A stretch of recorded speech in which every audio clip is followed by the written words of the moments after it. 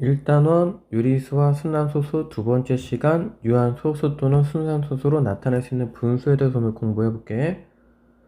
우선 유한소수로 나타낼 수 있는 분수가 뭔지 한번 보면 정수가 아닌 분수를 기하분수로 나타내었을 때 분모의 소 인수가 2 또는 5만 있으면 그 분수는 유한소수이다 이렇게 생각할 수 있어. 분모의 소 인수가 2 또는 5만 있으면 유한소수다. 자, 무슨 얘기냐면 한번 예를 들어보면 40분의 7이다라는 게 있어. 40을 소인수분해 했는데 2의 세제곱 곱하기 5가 나왔어. 그러면 그 5제곱을 분모에 곱하고 분자에도 5제곱을 곱해. 그러면 어떻게 나와? 지금처럼 2 곱하기 5의 세제곱으로 변형이 가능하지. 그럼 10의 세제곱이 되고 1000이라는 게 나와. 그래서 0.175다 라고 유한소수로 정의할 수가 있어. 자, 근데 순환소수로 나타낼 수 있는 분수도 있어. 이게 뭐냐면 반대겠지. 정수가 아닌 분수로 또 약분하고 기하분수로 나타내는데 분모의 소인수가 이번에 반대로 2 또는 5 말고 다른 소인수가 있으면 그거는 순환소수이다 이렇게 생각을 해줘. 자, 예를 들어서 30분의 1이다 라는 게 있으면 30을 소인수 분해했어. 2 곱하기 3 곱하기 5. 그럼 3이 있지? 그래서 소인수가 2 또는 5 이외에 소인수가 있기 때문에 이건 순환소수이다 이렇게 생각해주면 돼. 간단하지? 자, 근데 기하분수가 뭐냐면 기하분수 뭐 알겠지만 더 이상 약분이 되지 않는 분수가 분모 분자가 서로 소인 관계, 이때는 기하분수구나 라고 생각을 해주면 돼.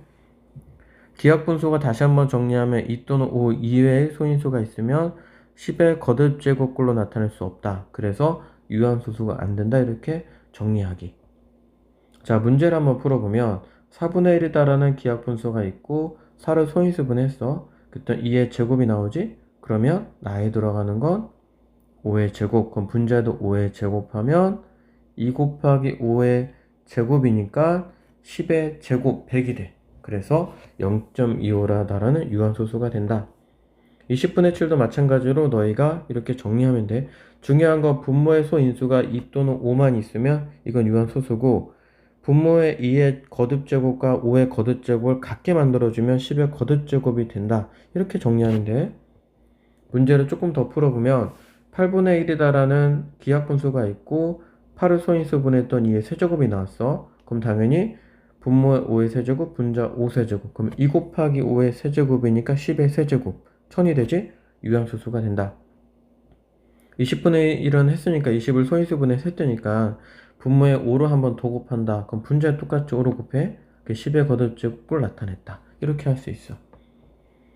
자, 문제를 하나 더 풀어보면 중요한 건 너희가 조심해야 돼. 여기 예를 들어 첫 번째 거 11이 있어서 이거는 뭐 무한소수 아니야? 이렇게 생각하면 돼. 기하분수가 조건이기 때문에 약분을 해봐서 너희가 봤더니 이렇게 약분하고 나면 2의 제곱분의 1이 나와. 그럼 이건 당연히 유한소수야. 2의 제곱 곱하기 3 곱하기 5도 3이 약분이 됐지? 그래서 기하분수 나타낸 상태에서 2의 제곱과 5가 나왔으니까 얘도 유한소수야. 75분의 16은 기하분수를 나타낸 상태고 이게 3이 아직 있기 때문에 유한소수가 아니구나 라고 생각할 수 있고 48분의 9도 3으로 한번 약분이 돼서 16분의 3이 나오면 16이 2의 거듭제곱이 되기 때문에 이건 유한소수구나. 소인수가 2만 있기 때문에